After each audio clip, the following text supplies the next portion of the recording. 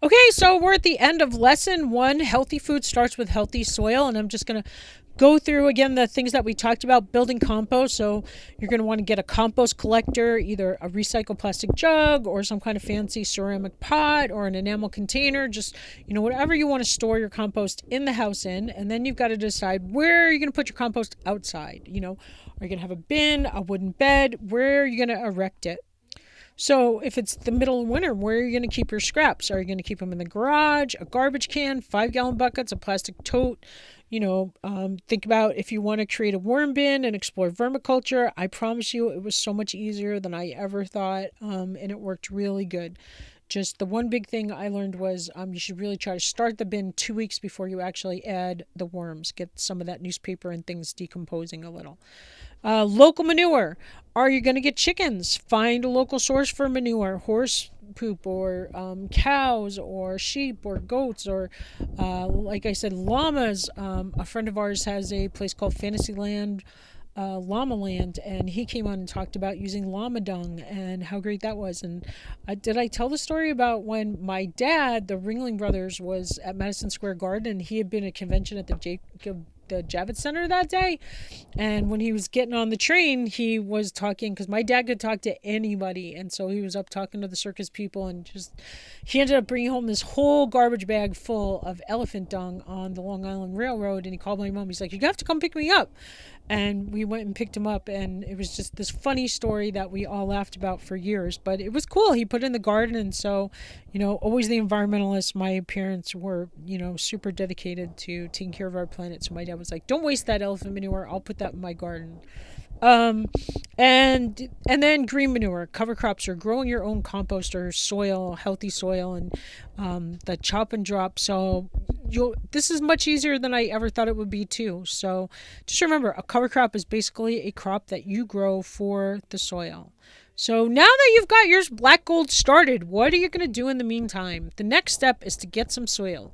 Mike and I purchase soil every year. It seems like no matter what, we're always expanding. We've spent hundreds of dollars, maybe thousands, on soil. Last year, he wanted me to buy a whole pallet of good organic stuff for a mere $175. I wish we would have done it. It was so worth it. We probably spent more than that in the end, buying bags separately. But anyway, getting them from our local store, but you do what you can.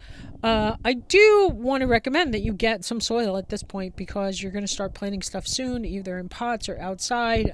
If you're going to grow a deep bed or two, or you're going to want to, if you're going to start a mini farm, you're going to have to get starts growing. One thing I want to talk about is pit moss, because in episode 178, I talked with Ashley Mariani, and she tells us the ins and outs of pit moss prime and pit moss performance. The performance you can use for potting soil itself. You can put the seeds directly in it, or the pit moss prime is which we used, and Mike mixed it with the Jiffy organic potting soil. And that year he did this really cool thing where he took like eggshells and put the potting soil either in the eggshells, so you could plant that right in the ground, or he used these toilet paper tubes for starters, and that worked good too. So he planted those at the end of February 2017, and then he moved them into our like little greenhouse that we make when we plastic in our porch in March. And then he'll transplant them into bigger pots or in the ground in May or early June. So he also recommends, he really likes that Fox Farm Happy Frog organic potting soil. There is definitely some organic potting soil out there that he's not a fan of, so he says read the ingredients. But you can get dirt at Amazon, you can order it online, I'm sure, get it at your local nursery, a big box store. Just make sure you read the labels and try to get the best soil your money can buy. It's really someplace you don't want to skimp that, and you want to get good high quality seeds. And speaking of seeds, this is a good time to maybe order some seed catalogs. And so that picture of our porch that year, he had 750 starts going in there, I think. And then again, soil, compost, what are you going to grow your things in? So ordering some seed catalogs. The most popular catalog that's ever been recommended on my show is definitely the Fedco Seeds catalog. People talk about that as great winter reading. We've bought a lot of seeds from Bountiful Gardens, but they, I guess, stopped selling seeds last year.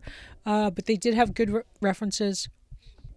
There's great references on the Bountiful Seeds website. We get a lot of seeds from Johnny Select Seeds. I definitely recommend their catalog, and their website is amazing. And then we get a ton from the Good Seed Store here in Montana. And so I think almost all of those places are online.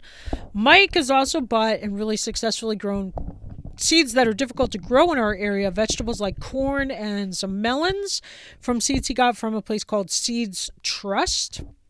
Some other great sites that have been recommended: Seed Savers Exchange. Don Tripping came on from Seven Seed Farm and Cisco Seeds. Mike from White Harvest Seed Company did an interview with me. They had some great seeds there. So these are all good sources. And definitely one of the best recommended internet resources on my show repeatedly has been seed catalogs and seed websites. There's tons of information. One of my favorite websites is Peaceful Valley. So lots of learning material, questions, or the best advice. People recommend seed catalogs. So it's great to get them just because they have tons of information. So whether you get your seeds online from a catalog or at your local store, getting high quality seeds is important. So when we get to talk about, ordering your seeds, you're going to want to be ready once you get your design done and figure out your plan. So, our recap: soil is key. Start collecting compost, locate sources of quality manure, prepare to purchase some cover crop seeds, acquire some potting soil, grow some soil, look for some easy cover crop seeds. And a permaculture secret: never let the soil be resting bare, always be growing something. Plant within 24 hours after harvesting a crop. So if you pull something out, like your beets are done or your broccoli's done, don't just let that bed sit there. Plant a cover crop, plant some buckwheat, plant something for your area. Sweet potatoes is one of the ones that Anna Hess recommends. So she, I think, is down like in Virginia or somewhere in the South. I wish I could grow sweet potatoes for a cover crop.